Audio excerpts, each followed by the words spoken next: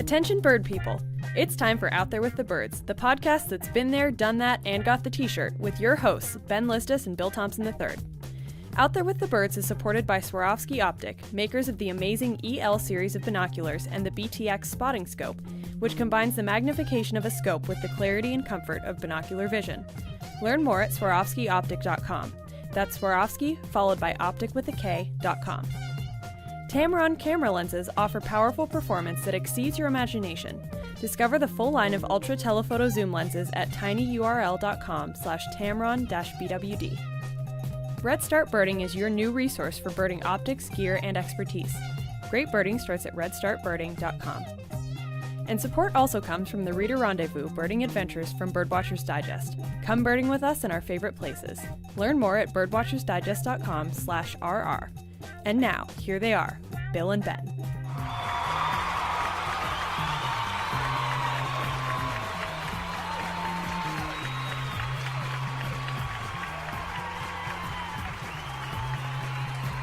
Hello, hello, hello. Hey, Bill. How's it going, Ben? Excellent, excellent. You know why I'm in such a great mood? Because it's finally spring. I think in the northern part of Wisconsin, up towards Eau Claire and north, they're expecting some more snow this weekend, actually. Eau Claire. But it was around 60 degrees yesterday. I had a chance to go out for a bike ride. It felt like spring for the first time this year, in earnest, and anyways. You only had to wear 3 pairs of pants instead of the normal 4? Yeah, exactly. Well, that's good. Well, this is Out There with the Birds 33. 33, that's an auspicious number. So once we're a third of the way through this episode, we'll be a third of the way to 100, to the century mark with 100 episodes, which we should hit, in about 50 months, I guess, or 60, as the case may be. So let's see.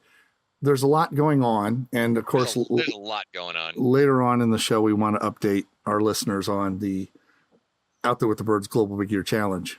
I'm curious. I'm really curious to see where your numbers are at. And I don't know about you, scrambling around today trying to compile these numbers, and we talked about our lack of use of assistive software in this endeavor that you and I have. Right. And I'm sitting there, I'm going over multiple checklists and kind of tallying up the bird species on each page and creating numbers. And to me, I think to myself, this isn't how birders do this anymore. It's like people who balance their checkbook still in the ledger. I think I still do that, actually. I have like a ledger. I balance my checkbook out in with a pen and a calculator. Good for you, caveman. Yeah, exactly. So I'm feeling that way with my bird checklist here. Yeah, and but I don't want to get bogged down in that stuff now. Well, there's plenty of time for that later, and I'm right on the edge of kind of despondency with trying to keep this checklist, because it's just. So let's talk about places to go to see cool birds. That'll lift our spirits. Yeah.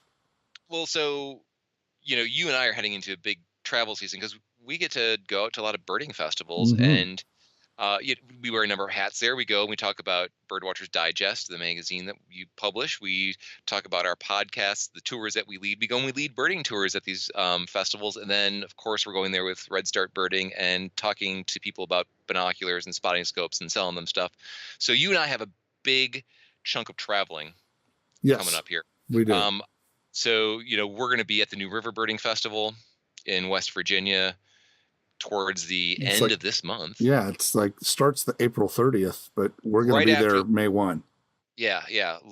Great spot for Swainson's warbler, and also just really fantastic camaraderie, really intimate festival. From there, you're going to go on to the biggest week in birding up at McGee Marsh, where I know you'll run into thousands of people. And hopefully a whole ton of migrating birds as well. So hopefully more birds than people. That's last year there were more people than birds, and that was true. Kind of depressing, but it was the weather that did it. There'll always be a ton of birders there, and if the weather's going to be in our favor this year, there could be a ton of birds there. While you're there, I'm there, going to be migrating north to Homer, Alaska, to the Kachemak Bay Shorebird Festival. North to Alaska, go north. The birds are there. Any podcast listeners going up to the birding festival or who are residents on the Kenai Peninsula and want to go to Homer and say hi, come say hi. And then after that, the Acadia Birding Festival in Maine. That's right. Just you, though, not me.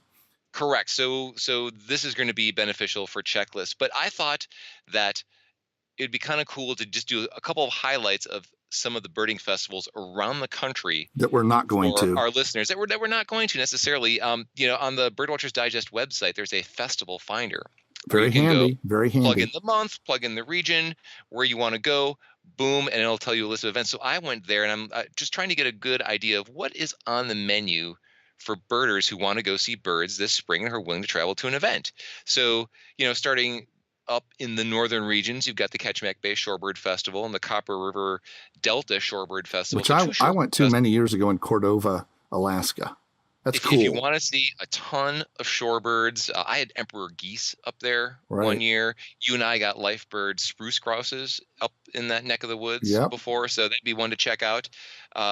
Here, another ones that you're going to see out west, you've got the Ute Mountain Mesa Verde Birding Festival in Cortez, Colorado.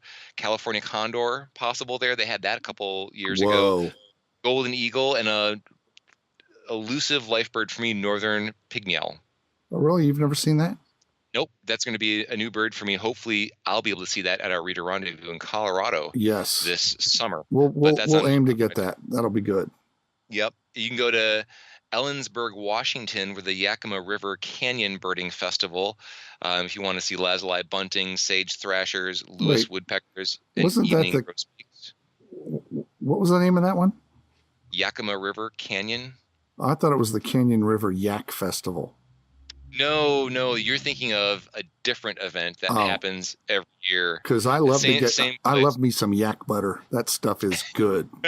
And you could still probably see your Lewis's woodpecker and evening grosbeaks at that festival as well. So that's kind of out on the West Coast. If you go north in Leavenworth, Washington, I've got a friend Heather who is involved in this festival in Leavenworth, Washington, the Leavenworth Spring Birding Festival.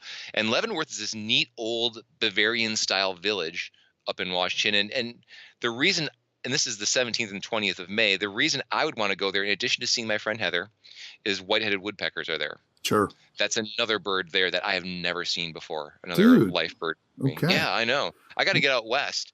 And then the Great Salt Lake Birding Festival in Farmington, Utah. No, that's a great one. I've been to that one before. I've heard lots about it. They have a owl walk there where the target bird there is flammulated owl. That would be a life bird for me, as well as a northern pygmy owl, which they go there for. Cool thing about that birding festival as well, you can get your dippers there, your sage grouse. George Archibald is going to be speaking there. The crane guy of the International Crane Foundation.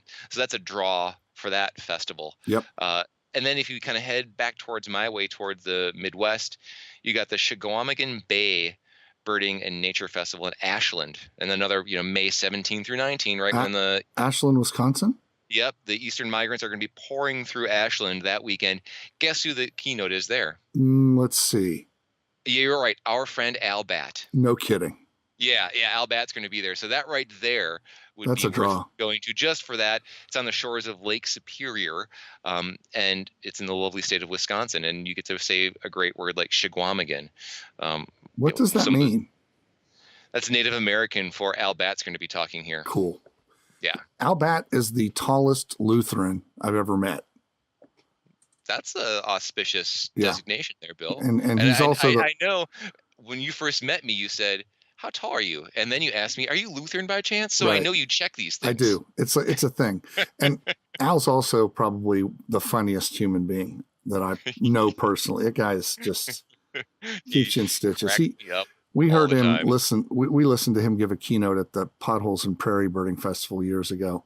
And Liam, who was probably 7 years old at the time or something, was sitting next to me in the front row. And Al finished his talk, and Liam turned to me and said, "Now that's comedy."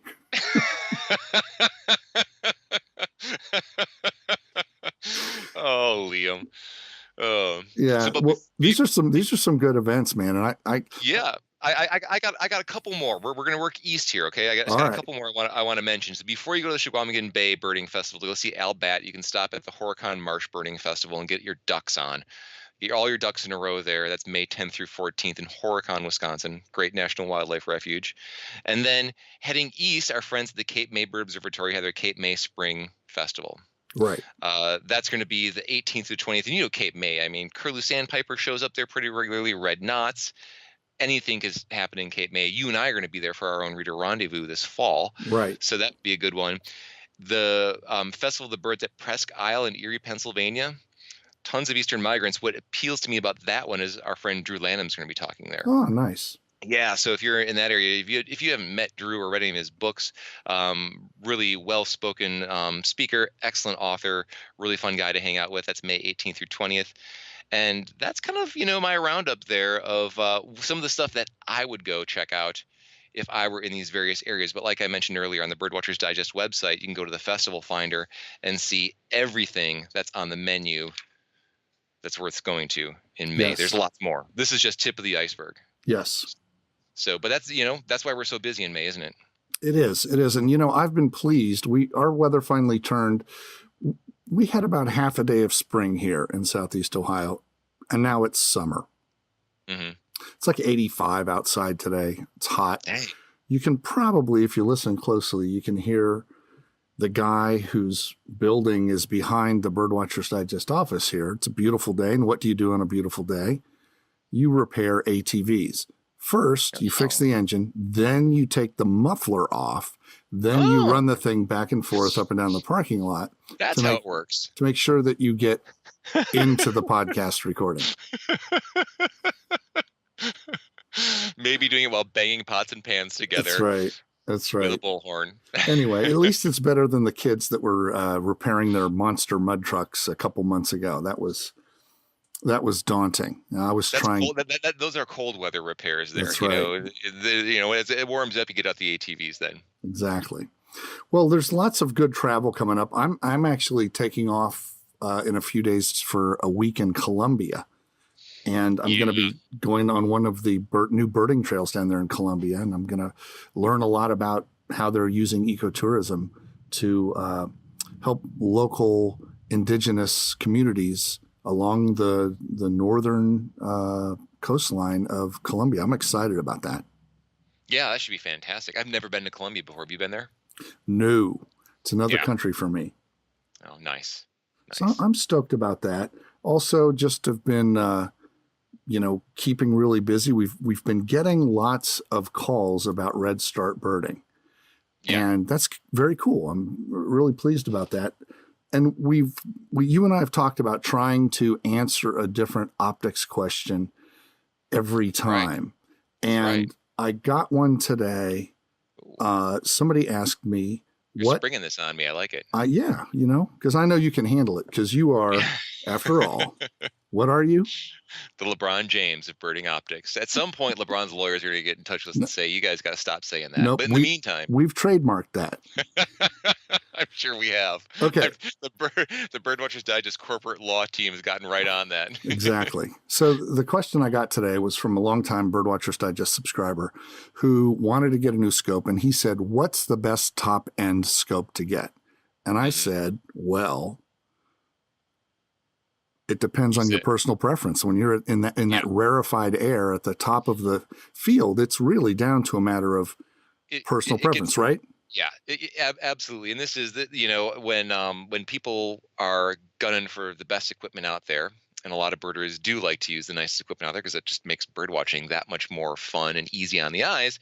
The question, you look at the very top performing pieces of equipment, and there's choices to be made, and what everyone wants is they want the best one. Mm-hmm. So what's the best one? And it really does come down to a matter of personal preference. I'll spend time with folks looking through binoculars, and they'll might take a pair of Zeiss and a pair of Leicas and a pair of Swarovskis and spend so much time paying attention to their eyes, trying to figure out which one gives them the best view. And after a while, it becomes an exercise in frustration because you think maybe this one might be just a little bit better, but then after looking through, maybe the other one might be a touch better. They're so close that it's almost indiscernible. And that's where I say, stop trying to figure out which one has the best view and just get them in your hands. Just hold them without looking through them. Is one more intuitive in terms of how you grip it? Do you like where the focus wheel goes? Some of them have indentations where your thumb kind of fits in there. That's a consideration, sort of the grip, how it feels in the hand. Another thing I tell people too is, what about, warranty with the binoculars, or some of the features like a field of view. Some of them, like that Victory SF from Zeiss, super wide field of view. The 832 Swarovski EL, super wide field of view. I like those two binoculars quite a bit because of that. But some of those things become factors more than just what's going to have the best view. If you're going to get one of the very top performing binoculars, or spotting scopes in this case, you really can't make a bad choice. And the spotting scopes, I will tell people, look at the way they focus. So, Right. Some have that large collar focusing wheel, that helical focus wheel. Great for gloves. If you're in Wisconsin, you're wearing gloves. I just think it's a more precise way of focusing too, myself. But a lot of people like a fine and a coarse focus mechanism, Sure. that dual focus mechanism. Like Kowa will have that in theirs, and Leica will have that in their scopes. And there's not a one better than the other type of a thing. It's just kind of what you prefer, Right. And, that your answer there reminded me that we just did a video on top 10 tips to consider when purchasing optics. And that's on the Red Start site. And it's out there a little bit on the Red Start Facebook page and stuff like that. Yeah. So if people want to check that out, they'll notice the LeBron James of birding optics, TM, in that video. They'll also notice his faithful sidekick, me. That's right. Throwing up the softballs to you. That was a fun video to produce, and it really was kind of the essential way of trying to distill the situation with purchasing optics, where it doesn't have to be complicated if you can just break it down into manageable chunks, identifying what you want, what's important to you as a birder, and then what's going to be within your budget, and then just some other factors to consider. Right. Don't give it all away. People can watch the video. And by the way, shout out to our buddy Brandon and Stephanie for the great job they did on that video project. That was awesome. Yeah, they make us both better than we probably deserve to be. Exactly. And speaking of making decisions about expensive things that are fine, you were just on a little bit of a college tour with your daughter, right? That's right. So my daughter is going to be heading to college, not next year, but the year after. But junior year is when you start thinking about what colleges you're going to go to. So we were at Northwestern College, which isn't too far. It's on the shores of Lake Michigan, just south of us. It might be Northwestern University. I'm not sure, but Northwestern University. Yes, I said college, but yes, it's a university. Was down there, and a couple things struck me that are related to birds as I went on this college tour. I tried to forget about the expense part of things because that would have just freaked me out. Sure. But on the birding end, so Northwestern just recently, as of March, came out and said they are going to have an initiative to make their campus more bird friendly. Nice. They're right on the shores of Lake Michigan. As we were doing our campus tour, the School of Business has this brand new, beautiful building right on the shore of the lake. It's almost all glass. Of course. And of course, bird migration happening right now. I'm just thinking to myself, oh my gosh, all the collisions and the window strikes possible. Was pleased to know that they kept that in mind in terms of the types of glass that they use there, and really great that they're forward thinking enough to have that in mind and realize, as a kind of a leading institution of higher learning and being right in Lake Michigan, it's important for us to set an example, or to show that it's possible to have nice things and also take into account birds. The Chicago Bird Collision Monitors, this group that monitors bird collisions in Chicago, go figure, during migration, they get about 5,000 bird strikes a year that they find just in a 1 square mile area. And that's just the ones they find, There's just the ones they find. Yeah. So it just gives you an idea how important it is for institutions like Northwestern to be thinking about these things. And I was really glad about that. Mhm. It made me think that, well, if we do send our daughter here to go to college, it'll be maybe money well spent a little bit, but that goes back to the birds. The other thing about that tour that was so cool was I got to see in person for the first time one of Audubon's original Elephant Folio books, those giant books that Audubon had printed, I think, over in England, of the the birds of North America. Right. A full, complete edition of that book, and not field guide size. Not no. This makes the original Sibley guide that everyone thought was too big look really portable. This thing was 2 feet by 3 feet or whatever the dimensions are. Well, they're called Elephant Folio for a reason. Yeah, exactly. Beautifully printed. And this one was opened up to the fish crow. And No, it was. Fish crow. Yeah, fish crow. Yeah, no, it was. It was open up to fish crow. That's what Fish Crow says. I- Oh my God. But it was great to see that, and they had a little display for it and words about it. And it's one of, I think, 120 complete, copies of that book in existence or something like Yeah. that, worth several millions of dollars. And I think it might be one of the most valuable pieces of art they have in their archives. But seeing that in person for the first time, that giant book, was amazing. Did you get chills? So I got a little bit. I mean, my wife and daughter were off talking about all sorts of things related to the schools and whatnot. And I Mhm. just was like in their library looking at this book and just want to stay looking at that fish crow print for a good 20 minutes, half an hour. But Oh yeah. it just was fleeting. That's fleeting. Yeah. Okay. And then you went and blew your ears out, I understand. Yes. Yeah. So, well, we talk about music a lot Yes, we do. on Out There with the Birds because you and I both love music. I went and saw a band from the Northwest, Built to Spill. They're in Madison. Went and saw them, and boy, it was small venue, rock music. It was loud. Just into the opening band, I said to myself, I wish I would have brought earplugs. I actually Yep. ended up going up to the bar where they sell earplugs now, and paid money to get earplugs so I could listen to the music and still hear warblers this spring. So for those of us who are, I mean, when you go to concerts, do you take precautions to protect your hearing? Every single time. Yeah. Oh, Yeah. if we're playing a show and I'm next to the monitors, or it's a show at a big venue where it's fairly loud, or if I'm positioned next to the drums or bass or something. Oh, absolutely. I Yeah. wear sonic earplugs that you can still hear through, but they reduce the damaging super loud frequencies. And that's so important. I think Yeah. I feel very lucky being in my mid 50s and still, I mean, every spring I'm kind of like, I hope I can hear the Blackburnian, warbler all the way up. Yeah. So I remember my Yeah. dad losing his upper range, and man, birding by ear is so important. It's the kind of thing that doesn't seem to have an immediate impact, but down the road what you're doing now is going to come back to roost. Exactly. Well, and it provides impetus for people like me who probably wouldn't otherwise be so sensitive about protecting my hearing to have the wherewithal to stick some earplugs in at a concert, where even after I got home and the earplugs are well out, there's still a little bit of a ringing. Yeah. I mean, it's music these days can get loud depending on the band you're seeing. Yeah, and I think honestly, those guys on stage, they've probably got in-ear monitors that are just feeding them exactly what they need to play well together, and they're probably not too loud, so they're also protecting their ears. I would imagine. Then again, I know plenty of full-time professional musicians that are my age and already have hearing aids. When I was in college, I went and saw this band called Dread Zeppelin. Have you ever heard about these guys? Yeah. Yeah. So kind of a mashup of reggae and Elvis doing Led Zeppelin cover tunes. Loudest concert I ever saw. As people were leaving the venue, they just had this kind of glazed look in their eyes. Their hair was standing on. Oh yeah. And it was just get blown away. That's not good. Now, no, I don't think so. We have somebody who's been listening to our podcast a little bit and sent me an email. A guy named Dave Lewis. He's a pianist from, I believe, California. And let's just take a little break here and have a little. Not the kind of music you need earplugs for. No. If I recall correctly.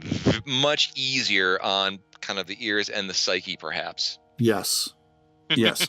So let's just take a moment here and listen to a little bit of Dave's music. He sent these to us as a fan and said, "Hey, I love your podcast. Would you?" And I recall there was some bird inspiration on these tunes, right? Yep. This song is called Life List, and let's just give it a quick little listen here.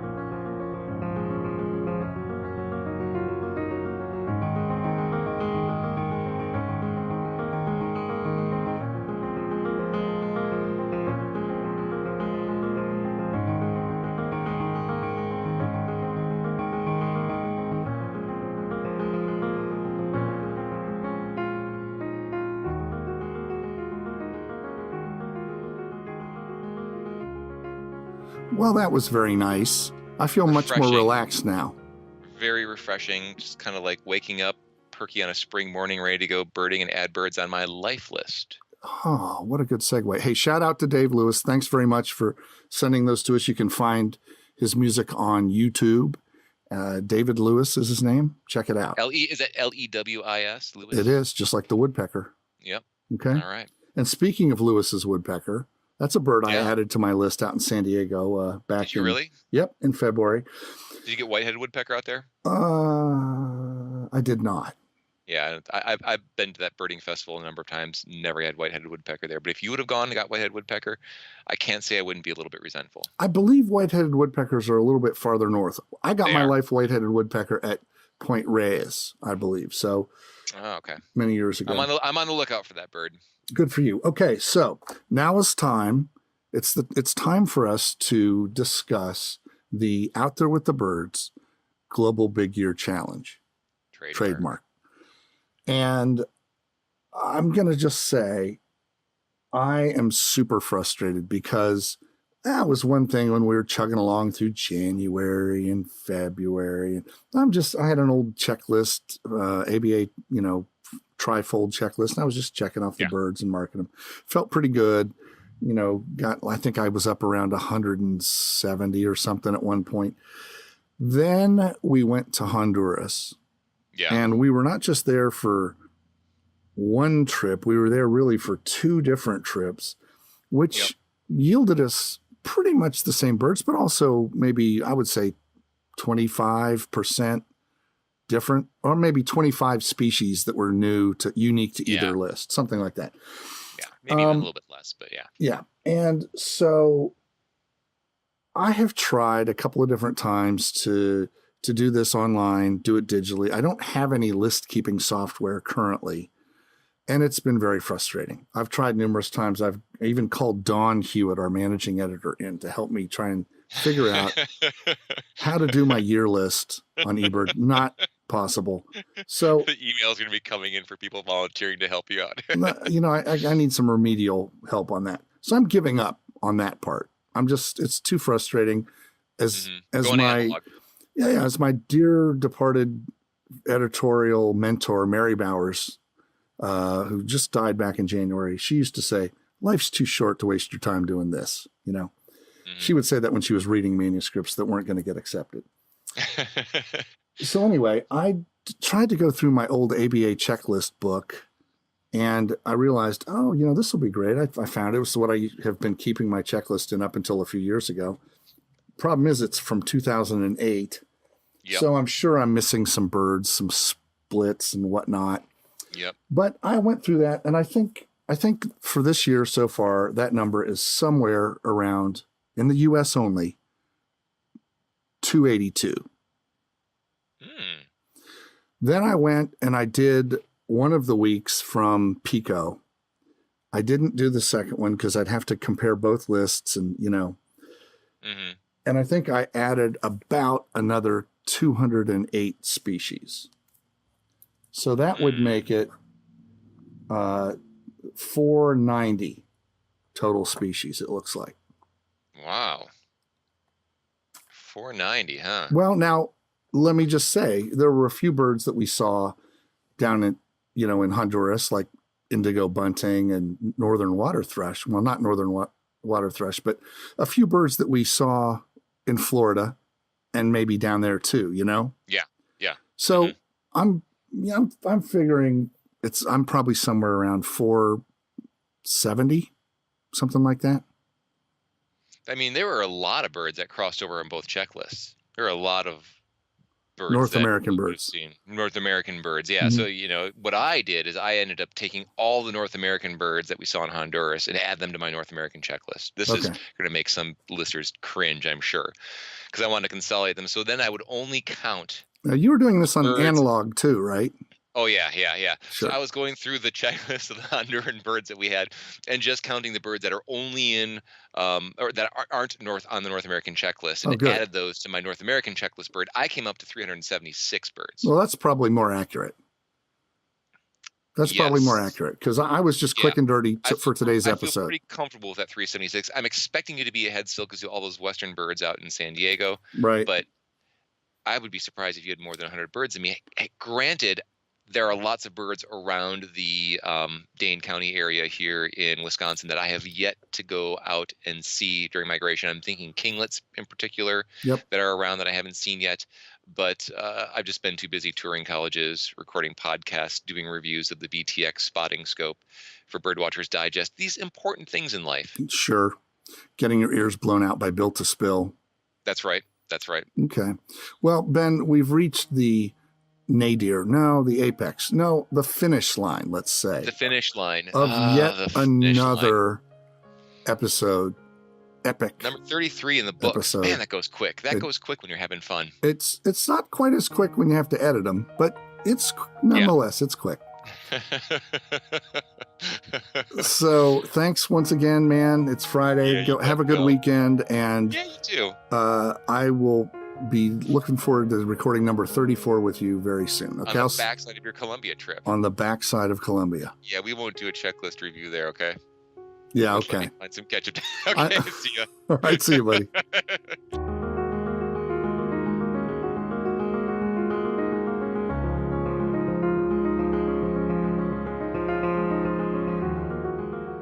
That's a wrap for this episode of Out There with the Birds. Special thanks to Swarovski, our optic sponsor. Learn more about their fine line of birding and lifestyle optics at SwarovskiOptic.com. That's Swarovski followed by optic with a K.com. If you love to take photos of birds, Tamron telephoto camera lenses offer powerful performance that exceeds your imagination. Discover more at tinyurl.com/Tamron-BWD. Your source for the best birding optics is Red Start Birding.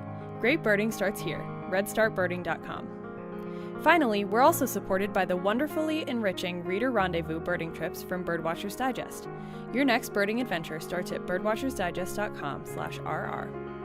Tune in next time for some more words about birds from Bill and Ben. Until then, this is Phoebe reminding you to keep your loons wailing and your hawks sailing, and we'll see you out there with the birds.